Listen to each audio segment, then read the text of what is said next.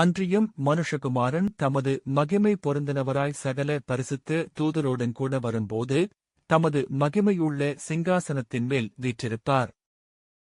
அப்பொழுது சகல ஜனங்களும் அவருக்கு முன்பாகச் சேர்க்கப்படுவார்கள்.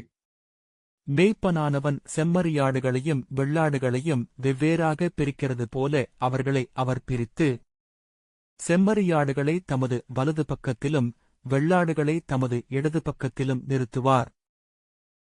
அப்பொழுது ராஜா தமது வலது பக்கத்தில் நிற்பவர்களை பார்த்து, வாருங்கள், என் பிதாவினால் ஆசீர்வதிக்கப்பட்டவர்களே, உலகம் உண்டானது முதல் உங்களுக்காக ஆயத்தம் பண்ணப்பட்டிருக்கிற ராஜ்யத்தை சுதந்தரித்துக் கொள்ளுங்கள்.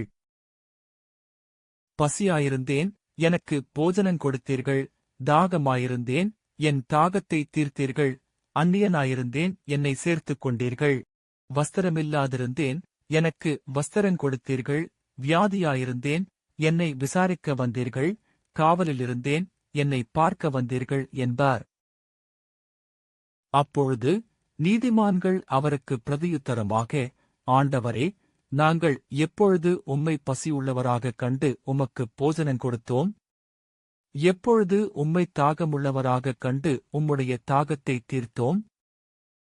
எப்பொழுது உம்மை அந்நியராகக் கண்டு உம்மைச் சேர்த்துக் கொண்டோம்? எப்பொழுது உம்மை வஸ்திரமில்லாதவராகக் கண்டு உமக்கு வஸ்திரம் கொடுத்தோம்?